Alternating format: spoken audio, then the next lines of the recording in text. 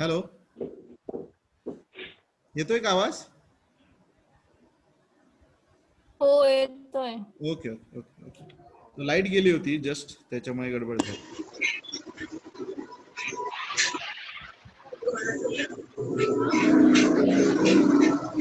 बाकीच्यांनी mute करा थोडस.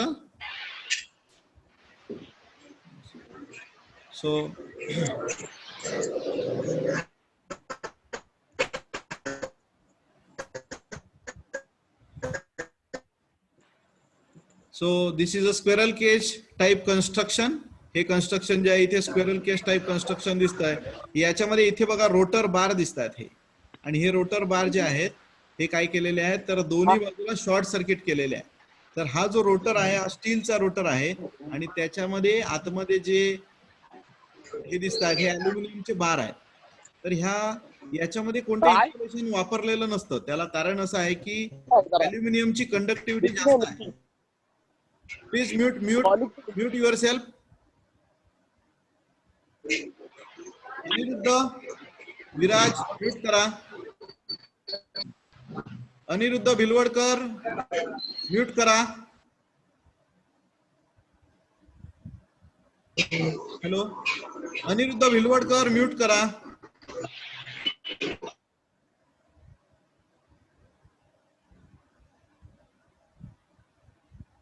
So squirrel cage induction motor आपण बघतोय.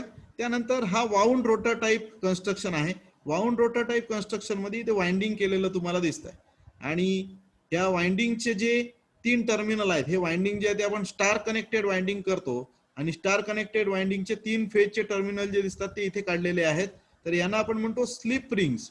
या 3 स्लिप रिंग वर 3 ब्रशेस असतात, आणि ते ब्रशेस जे आहेत ते 3 फेज रेजिस्टन्स स्टार्टरला जोडलेले असतात.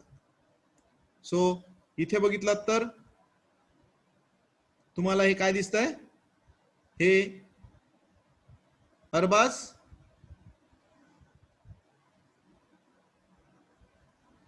तर हे इथे वाइंडिंग दिसतंय तुम्हाला, आणि या वाइंडिंगचे 3 टर्मिनल स्टार कनेक्टेड वाइंडिंगचे टर्मिनल जे आहेत ते इथे काढलेले दिसतात, आणि याला तुम्ही रोटर रेजिस्टन्स जोडता. त्यानंतर हे बघा, हे स्लिप रिंग इंडक्शन मोटरचं कन्स्ट्रक्शन आहे, ज्याच्यामध्ये तुम्हाला दिसेल हे जे दिसतं हे स्टेटर वाइंडिंग आहे, जे या स्टेटर कोर वर तुम्हाला वाउंड केलेलं दिसत आहे. Then this is a wound type rotor. हा वाउंड टाइप रोटर आहे. वाउंड टाइप रोटरचं जे स्टार कनेक्शन आहे 3 फेजेस, त्या 3 फेज इथे या स्लिपरिंग मध्ये आणलेले आहेत, आणि या स्लिपरिंगलाही 3 ब्रशेस दिसतात बघा, 1, 2 and 3. These are the brushes, बरोबर. तर ही ब्रश जी आहे ती काय करतात तर ह्या 3 फेज मधून जे काय आउटपुट मिळतं आपल्याला ते आउटपुट जे आहे ते कशाला देत आहेत, रेजिस्टन्सला देतात. So this is a slip ring induction type motor. जिथे दिसतंय तुम्हाला 3 फेज सप्लाय जो आहे तो या टर्मिनल बॉक्स मधून इथे टर्मिनलला दिलेला आहे, and the connections, star connections of the rotor which is brought out at the slip rings. So these slip rings which are connected to brushes, and brushes which are connected to the 3 phase resistance rotor resistance type starter. So then we can see the how rotating magnetic field which is developed. So तुम्ही बघितलेला आहात की 3 phase supply म्हणजे नेमकं काय, तर 3 phase मध्ये काय असतं, इलेक्ट्रिकली फेज डिफरन्स असतो. म्हणजे एका फेजचं मॅग्निट्यूड जे आहे ते मॅक्झिममला गेल्यानंतर 120 डिग्री नंतर दुसऱ्या फेजचं मॅग्निट्यूड हे मॅक्झिममला जातं, आणि त्याच्यानंतर 120 डिग्रीने तिसऱ्या फेजचं, जसं ए फेज, बी फेज आणि सी फेज असं आपण म्हटलं तर 3 फेजची 3 वाइंडिंग जी आहेत ती इलेक्ट्रिकली 120 डिग्री आपण आणि मेकॅनिकली 120 डिग्री आपण प्लेस करतो. So that what happen when the magnitude of winding A which is higher, at that time the field, magnetic field which is arised because of A dash, that is winding 1, gets maximum. आता तुम्हाला माहिती आहे ऑस्ट्रेड experiment नुसार काय म्हणतो आपण, when current flowing through the conductor, the flux set up around that conductor. जसं current जो आहे जसं and current which is proportional to voltage because of which law Ohm's law. तर व्होल्टेज जसं जसं वाढेल सायकलमध्ये तर बघा तुम्ही हाफ सायकल जे आहे ते काय होतं तुम्हाला 45 डिग्री नंतर मॅक्झिममला गेलेलं दिसतं, पुन्हा 90 डिग्रीला 0 होतं. तर ह्या 0 टू 45 आणि 45 टू पुन्हा 180 ह्या डिग्रीमध्ये काय होईल, ए च्या जवळचा जो पोल आहे तो काय होईल, एका एन किंवा एस जे काय करंटची डायरेक्शन असेल त्यानुसार नॉर्थ किंवा साऊथ या डायरेक्शनने काय होईल, मॅग्नेटाइज होईल. आता बघा A phase A dash G phase आहे तर त्याचं व्होल्टेज मॅक्झिमम कडून मिनिमम जाता जाताच काय होईल, म्हणजे 120 डिग्रीला कोणती फेज होते वर, तर बी फेज जी आहे ती मॅक्झिमम साईडला जाते. बी फेज मॅक्झिमम साईडला गेली की काय होईल, बी फेजच्या जे रिलेटेड पोल आहे तर ते मॅग्नेटाइज होतील. त्यानंतर सी फेजच्या जे रिलेटेड पोल आहेत ते मॅग्नेटाइज होतील. अशा प्रकारे म्हणजे आपण बघितलं की ए फेज जेव्हा मॅक्झिममला आहे तेव्हा ए च्या रिलेटेड पोल जे आहेत ते काय होतील, मॅक्झिमम फ्लक्स दाखवतील, नंतर बी च्या दाखवतील, नंतर सी. आता जर तुम्ही मेकॅनिकली बघितलं तर हे यांची प्लेसमेंट जी आहे ती काय आहे, 120 डिग्री अपार्ट आहे. त्याच्यामुळे जे एअर गॅप मध्ये मॅग्नेटिक फील्ड तयार होईल ते कशा प्रकारचं होईल, तर रोटेटिंग मॅग्नेटिक टाईपचं फील्ड तयार होईल. So our stationary electrical field किंवा इलेक्ट्रिकल फील्ड जे आहे आपलं ते आपण काय करतोय, रोटेटिंग मॅग्नेटिक फील्ड मध्ये कन्वर्ट करतोय. कशाच्या द्वारे, so with help of mechanically displaced 120 degrees winding and which is fed by the three phase balance supply. Then a rotating magnetic field. आता मग ह्याचं रोटेशन जे आहे तर त्याचं स्पीड काय असेल, तर त्या स्पीडला म्हणतात काय, सिंक्रोनस स्पीड. त्याला काही लोक NS म्हणतात, काही पुस्तकांमध्ये SYNSC लिहितात, काही पुस्तकांमध्ये NS असं लिहितात. तुम्ही NS आणि N पण म्हणू शकता किंवा एन सिंक्रोनाइज आणि एन नुसतं म्हणू शकता. आता हे सिंक्रोनस स्पीड म्हणजे कोणतं स्पीड नेमकं, the speed of rotating magnetic field which is constant and called as rotating and that speed is called as synchronous speed of the induction motor. Synchronous speed म्हणजे काय, कायमचं आयुष्यभर लक्षात ठेवा हे काय, जे स्पीड रोटेशनल मॅग्नेटिक फील्डचं असतं त्या स्पीडला आपण सिंक्रोनस स्पीड असं म्हणणार. मग ते कशा कशावर डिपेंड असेल, सो एक म्हणजे फ्रिक्वेन्सी, जेवढी फ्रिक्वेन्सी जास्त तेवढं अल्टरेशन जास्त होईल, आणि जेवढं अल्टरेशन ऑफ सायकल जेवढं जास्त तेवढ्या फास्ट पोल जे आहेत ते मूव्ह होतील. त्याच्यामुळे काय म्हणतो आपण, NS which is directly proportional to the frequency of supply. So N synchronous is equal to 120F divide by pole. आता बघा पोल जेवढे वाढवाल तुम्ही, जेवढे पोल वाढवाल तेवढं स्पीड काय होईल, कमी होईल. पण काय होतं, स्पीड आणि टॉर्क हे एकमेकांच्या इन्व्हर्सली प्रोपोर्शनल आहेत. जेवढं स्पीड कमी होतं तेवढा टॉर्क काय होतो, वाढतो. म्हणजे आता तुमच्या लक्षात आलं असेल, जर तुम्हाला स्पीड वाढवायचं असेल तर फ्रिक्वेन्सी आपण कंट्रोल करू शकतो, आणि आपल्याला काय करावं लागेल, जर स्पीड कमी करायचं असेल तरी आपण फ्रिक्वेन्सी कमी करू शकतो, किंवा दुसरा पर्याय म्हणजे पोल जे आहेत, म्हणजे तुम्हाला जर टॉर्क वाढवायचा असेल तर तुम्ही पोल वाढवता जनरली, आणि स्पीड जर ऍडजस्ट करायचं असेल तर तुम्ही फ्रिक्वेन्सी ऍडजस्ट करता. सो इथे म्हटलंय बघा आपण NS is equal to 120F/P. तर हे कायमचं लक्षात ठेवा, NS जे आहे ते काय असतं, 120F/P असं असतं. Where F is the supply frequency and P is the number of poles, and NS किंवा NSYNC म्हणजेच काय, is called as synchronous speed which is in RPM, revolution per minute. Kaustubh mute करा, कौस्तुभजी. त्याच्यानंतर how the flux which is developed in 3 phase induction motor. तर हे flux कसं तयार होतं, मी मगाशी जे तुम्हाला सांगत होतो बघा, इथे तुम्हाला दिसेल की इथे काय दिसतंय, जे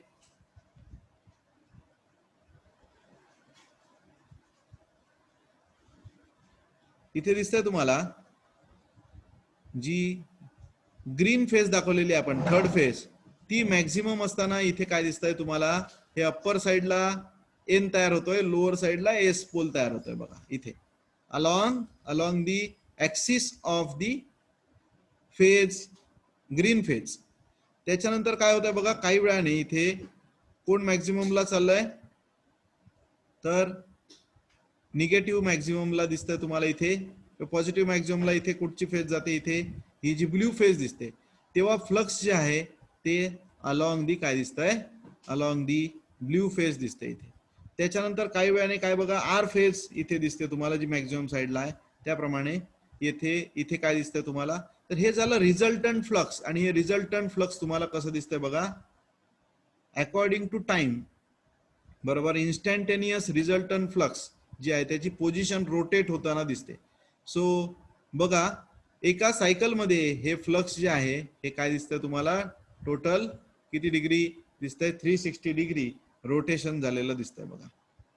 तर अशा प्रकारे जसं व्होल्टेज इन्क्रीज होत जाईल तसं त्या वाइंडिंगच्या अलॉंग जे फ्लक्स आहे ते स्ट्रॉंग होत जाईल.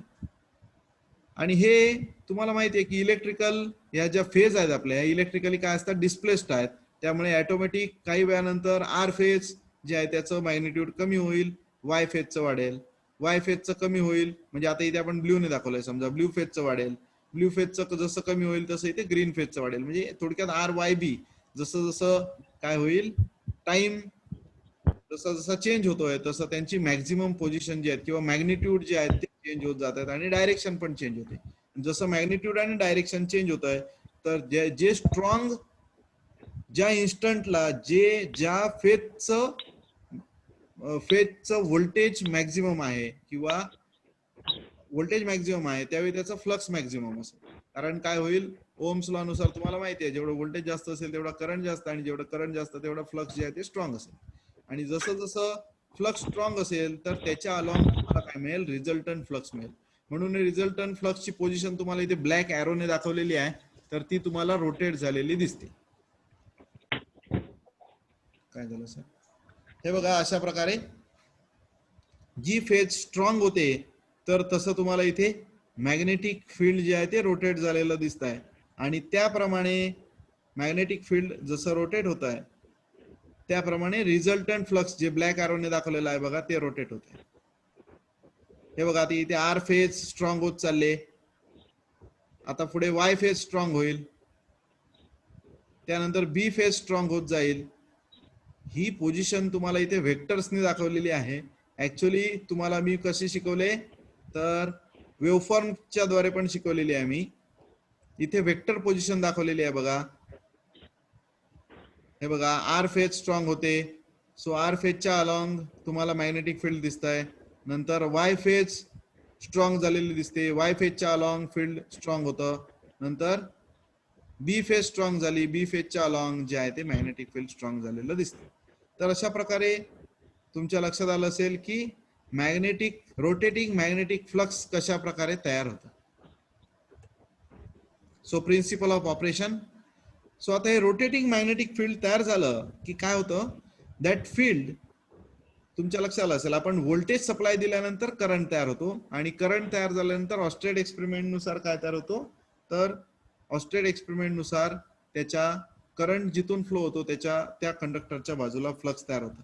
So that flux which links with the stator core. आता स्टेटर कोअरशी लिंक होईल म्हणजे एअर गॅप मध्ये ते फ्लक्स तुम्हाला मिळेल. एअर गॅप मध्ये मिळालेलं फ्लक्स जे आहे त्याच्या बाजूलाच कोणती कोर आहे, तर रोटर कोर आहे, आणि त्या रोटर कोरवर वाइंडिंग आहेत. सो रोटर कोरला जेव्हा ते फ्लक्स लिंक होईल तेव्हा काय होणार, that flux get cut by the rotor winding और rotor conductors and produces an induced EMF. बघा पुन्हा एकदा प्रोसेस सांगतो मी तुम्हाला. स्टेटर वाइंडिंगला तुम्ही सप्लाय दिलात, स्टेटर वाइंडिंगला सप्लाय दिल्यानंतर स्टेटर मधून करंट फ्लो होईल. स्टेटर मधून करंट फ्लो झाला की त्याचं स्वतःचं फ्लक्स तयार होईल स्टेटरचं. That flux get link with the rotor core. Rotor कोअरवर काय, तर रोटर वाइंडिंग आहे. So that flux get cut by the rotor, कारण RMF म्हणतोय आपण, रोटेटिंग मॅग्नेटिक फील्ड, त्याच्यामुळे फील्ड फिरत आहे. आणि रोटर इनिशियली काय आहे, तर स्टॉप पोझिशनला आहे, थांबलेला आहे, रोटर स्टेडी पोझिशनला आहे. तर जेव्हा रोटर स्टेडी पोझिशनला आहे आणि मॅग्नेटिक फील्ड जे आहे ते रोटेट होत आहे because of the change in magnitudes of voltages, तर व्होल्टेज किंवा फेजेसचं जसं मॅग्निट्यूड चेंज होत आहे तसं काय होतंय करंट मॅग्निट्यूड चेंज होत आहे. जसं करंट मॅग्निट्यूड चेंज होत आहे तसं फ्लक्सचं मॅग्निट्यूड चेंज होत आहे स्टेटर मधल्या, आणि त्याप्रमाणे तुम्हाला रोटेटिंग मॅग्नेटिक फ्लक्स मिळतं. That rotating magnetic flux get cut by the rotor conductors and EMF is induced in that rotor conductor because of electromagnetic induction. तुम्हाला बघितलेलं आहे तुम्ही, जेव्हा एखादा कंडक्टर काय करतो मॅग्नेटिक फ्लक्स कट करतो त्यावेळी त्याच्यामध्ये EMF इंड्यूस होतो, आणि तो जो EMF इंड्यूस झालेला आहे तो EMF जो आहे तर शॉर्ट सर्किटेड कंडक्टर केल्यामुळे तो EMF जो आहे तो त्याच्यामुळे काय तयार होतं, रोटरचा स्वतःचा करंट तयार होतो. आता तो स्वतःचा करंट तयार झाला की पुन्हा ऑस्टेड एक्सपेरिमेंट नुसार त्या करंटचं स्वतःचं मॅग्नेटिक फील्ड तयार होतं. So now there are two magnetic fields. One is the magnetic field because of stator and another is the magnetic field because of rotor. या दोन्ही तुम्हाला माहिती आहे, दोन मॅग्नेटिक फील्ड एकमेकांसमोर आली की काय होतं, तुम्ही बघितलेलं आहे मॅग्नेट जेव्हा एकमेकांसमोर आणतो आपण तेव्हा त्याच्यामध्ये काय तयार होतं, तर एकतर काय तयार होतं,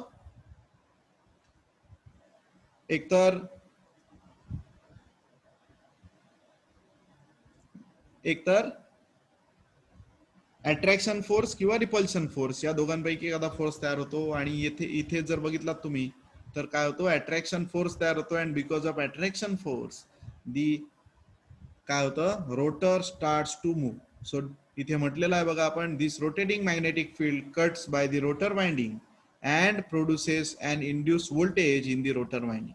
Due to fact that the rotor winding are short circuited for both squirrel cage and wound rotor, and induced current flows in the rotor winding. The rotor current produces another magnetic field. A torque is produced because of the काय झालं अक्षय, produce as the result of interaction of two magnetic fields. So torque induced, which is equal to the flux because of rotor into flux because of stator. आणि ते के आपण घेतलाय कारण काय आहे, जेव्हा एअर गॅप मधून फ्लक्स स्टेटर कडून रोटर कडे जातं तेव्हा त्याच्यामध्ये काय होत आहे, थोडासा जो लॉस होतो तो आपण फॅक्टर म्हणून इथे के दाखवतोय. So where tau induce that is ब्लूटूथला कनेक्टेड नाही. प्लीज तुमचे माईक म्यूट करा, थोडस डिस्टर्ब होतंय शिकवताना, थोडेसे माईक म्यूट करा.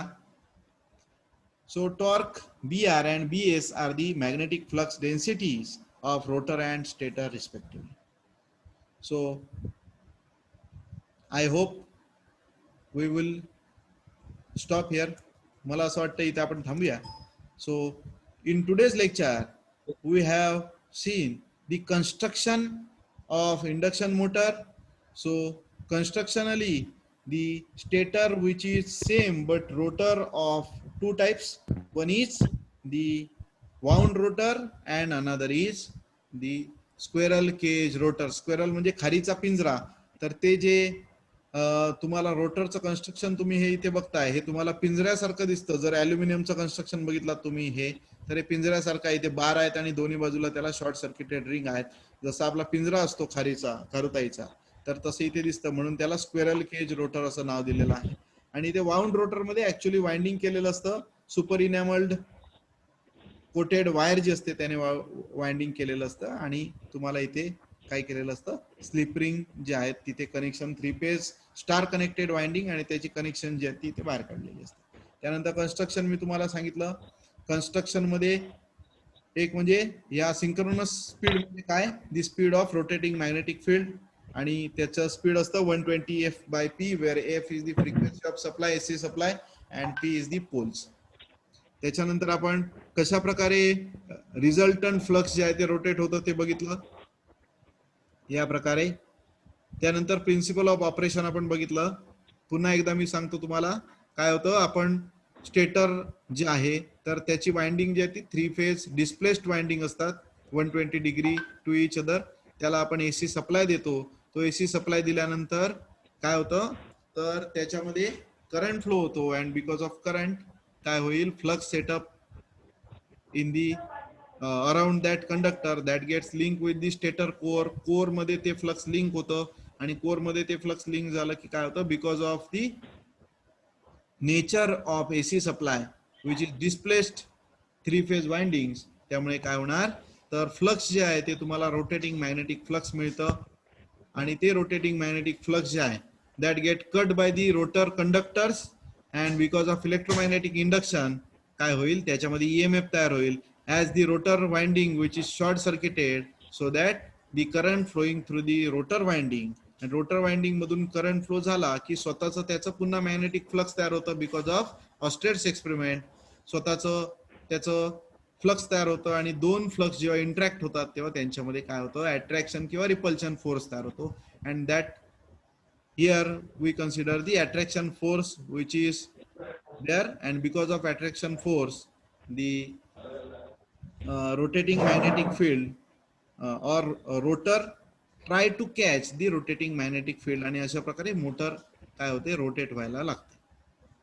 सो मला वाटतं 29 पार्टिसिपंट्स म्हणजे 29 त्याच्यामधलं मी एक म्हणजे 28 विद्यार्थी मला वाटतं या लेक्चरला प्रेझेंट होते. तुमचे कॅमेरे जरा चालू करा.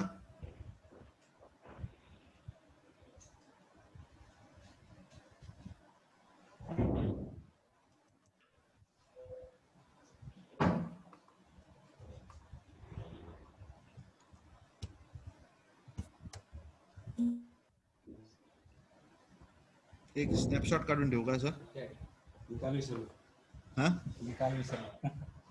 आहेत म्हणजे सगळे की आहेत काय फोन ठेवून गेलात आहात ना सगळे काय रे होय सर आहात ना. हा हा हा नाहीतर ते हल्ली व्हॉट्सअपला मेसेज बघतो मी त्याच्यामध्ये फोटो स्वतःचा लावून लोक बाजूला असतात म्हणून म्हटलं तसं काय कराल तुम्ही ऍडव्हान्स विद्यार्थी आहात तसं काय नाहीये ना.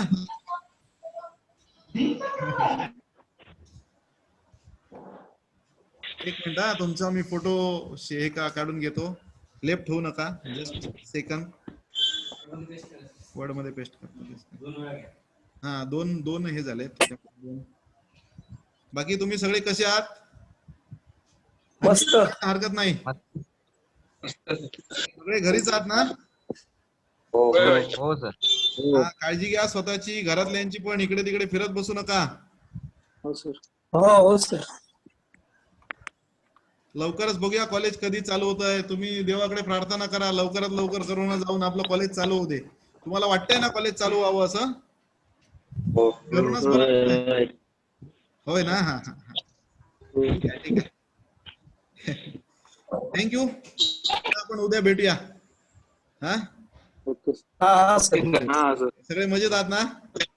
हो हो सर. बाय.